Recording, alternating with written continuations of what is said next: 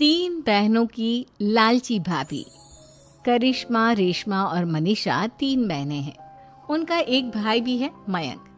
मयंक अपनी बहनों को बहुत प्यार करता है, लेकिन मयंक की पत्नी सविता इस मामले में मयंक से बिल्कुल ही अलग है। वो अपनी ननदों का जितना बुरा कर सकती है उतना बुरा करती ही रहती है और अपनी ननदों पर हुक्म भी चलाती है। करिश्मा, करिश्मा, तुमने अभी तक नाश्ता नहीं बनाया? तुम्हारे भैया को ऑफिस जाने में देर हो रही है। हाँ भाभी, बस अभी बनाती हूँ। करिश्मा, तुम ये ढीलापन छोड़ दो। कल को पराए घर जाना है। वहाँ अगर तुम इस तरह से काम करोगी तो लोग क्या कहेंगे कि माँ ने और भाभी ने कुछ सिखाया नहीं। और तुम्हारी दोनों बहनें कहाँ हैं? अब रेशमा मार्केट गई है और मनीषा सो रही है। क्या? सुबह के 8 बज रहे हैं और ये महारानी अभी भी सो रही है? ये कहते हुए सविता अपनी सास दुर्गा देवी के पास जाती है। माँ जी, देख रही हो अपनी बेटियों के तौर तरीके? क्या हुआ बहू, सुबह सुबह क्या कर दिया मेरी बेटियों ने? अरे एक तो अभी अभी उठकर किचन में गई है, दूसरी सुबह सुबह बाहर चली गई और तीसरी अभी तक सो रही है। क्या करूं मैं इन तीनों का? मैं तो परेशान हो गई हूँ। जा जाकर उठा उसे और रेशमा से मैं बात करती हूँ। सविता सीधा मनीषा के कमरे में जाती है और उससे कहती है, महारानी जल्दी उठो, सूरज सर पर आ गया है। भाभी, थोड़ी देर और सोने दो ना, मैं रात को लेट सोई थी। वो क्या है ना, यूनिट टेस्ट चल रहे हैं। शराफत से उठती है या नहीं, या फिर पानी की भरी बाल्टी डालूं तेरे ऊपर? नहीं नहीं भाभी, मुझे बिस्तर में नहीं लाना, उठती हूँ मैं। मनीषा जल्दी से उठकर बाथरूम में चली जाती है। सभी आराम से बैठकर नाश्ता कर रहे होते कि तभी रेशमा बाजार से हाथ में सामान लिए आ जाती है। रेशमा को देखते ही सविता उस पर बरस पड़ती है। लो, आ गई महारानी। ऐसा भी क्या सामान लाना था जो सुबह आंख मलते ही बाजार की तरफ रवाना हो गई? भाभी, कल आप ही तो चीख रही थी कि घर का सारा सामान मुझे ही लाना पड़ता है, घर में किसी को भी किसी काम से कोई लेना देना नहीं है।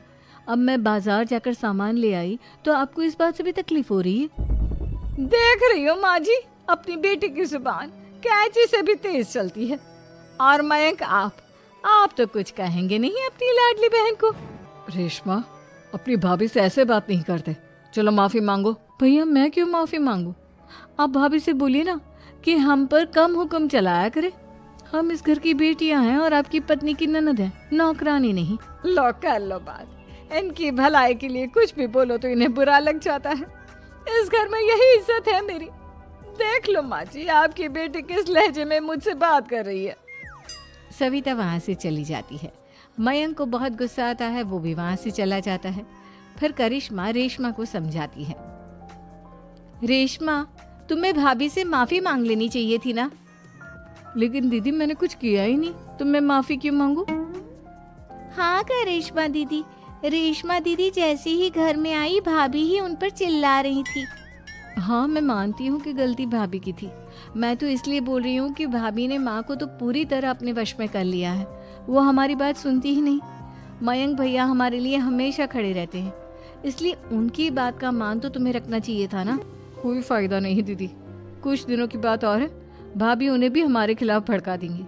फिर वो भी माँ की तरह हमारी किसी बात का विश्वास नहीं करेंगे। इसी तरह सविता अपनी तीनों ननदों को किसी न किसी बात पर परेशान करती रहती थी। एक दिन मयंक अपनी तीनों बहनों के लिए गिफ्ट लाया। करिश्मा, ये तुम्हारे लिए हार का सेट। रेशमा, तुम्हारे लिए सुंदर सी ड्रेस।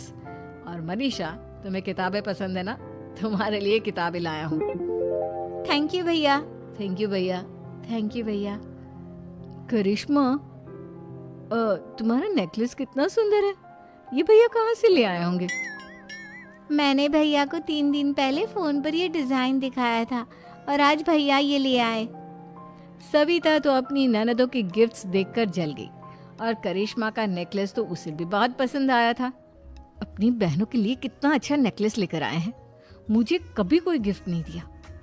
मैं आज ही ये हार चुरा लूंगी। रात में सविता करिश्मा का हार चुरा लेती है और इसी तरह उसे अपनी ननदों की जो भी चीज अच्छी लगती वो उसे मांगती नहीं, बल्कि रात के अंधेरे में चुरा लेती।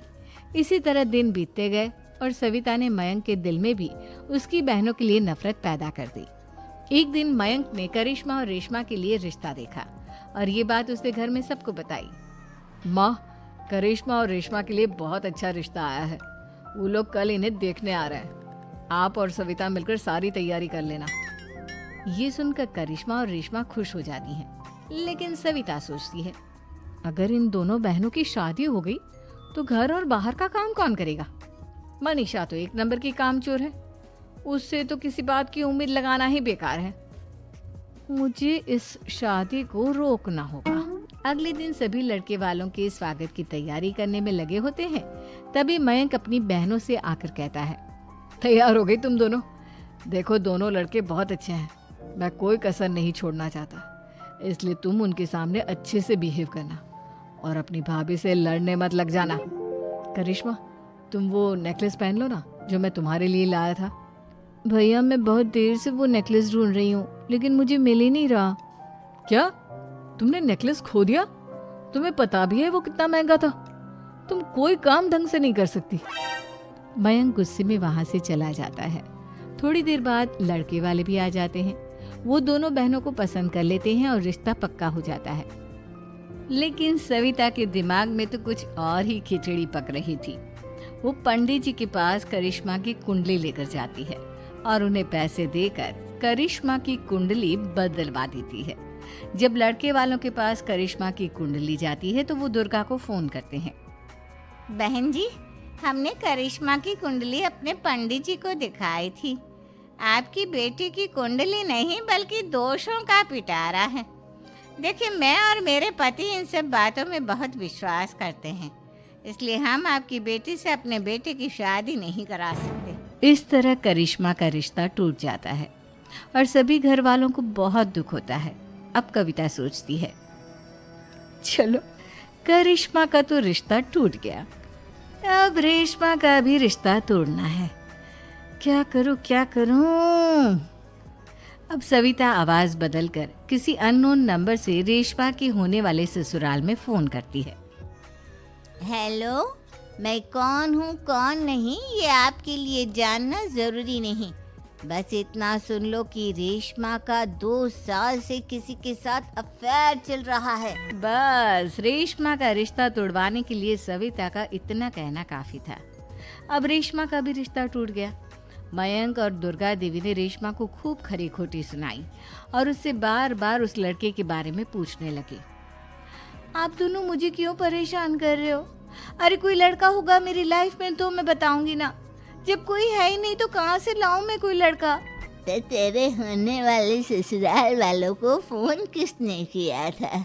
माँ, मैं नहीं जानती किसने फोन किया था, मैं सच कह रही हूँ। मैं तो पहले ही कह रही थी, इसकी लगाम खींच कर रखो, लेकिन मेरी सुनता ही कौन है? आप चुप रहिए भाभी, ये सब आपका ही किया धरा है। अब तीनों बहनों को विश्वास हो जाता है कि ये सब उनकी भाभी ही कर रही है। तीनों बहनें अपनी भाभी को सबक सिखाने के लिए एक वकील कर लेती है और घर में हिस्सा मांगना। देखो भैया, माँ बाप की जायदाद में जितना बेटों का हक होता है उतना ही बेटियों का, इसलिए इस घर के 4 हिस्से होंगे और हमें अपना हिस्सा चाहिए। मैंने तुम्हारे लिए क्या क्या नहीं किया और तुम इस घर में हिस्सा मांग रही हो?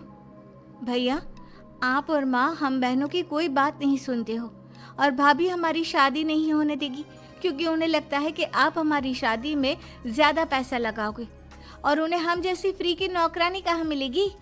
तो हम भाभी के साथ तो रह नहीं सकते, हम बहनों को अपना हिस्सा चाहिए। अरे तुम्हें शर्म आनी चाहिए अपनी भाभी पर ऐसा इल्जाम लगाते हुए। वो तुम्हारे बारे में कितना सोचती है। हाँ माँ, भाभी हमारे बारे में बहुत सोचती है, दिन रात बस यही सोचती रहती है कि किस तरह से अपनी तीनों ननदों को परेशान करूं और कभी मुझे पढ़ने भी नहीं देती। दोनों बहनों का रिश्ता भी तो इन्होंने ही तोड़वाया है और रात में हमारे कमरे में आकर हमारी चीजें भी चुराती हैं। इसी तरह सविता की तीनों ननदें अपनी बात पर अड़ी रही। अब कोर्ट में तारीख भी शुरू हो गई। जब सविता को लगा कि उसकी तीनों ननद इतनी आसानी से नहीं मानने वाली, तो उसने अपने पति और सास को सारी सच्चाई बता दी और अपनी तीनों ननद से माफी मांगी।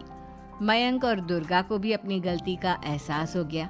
अब सविता खुद करिश्मा और रेशमा के लिए अच्छा रिश्ता ढूंढती है और उनकी शादी करवाती है।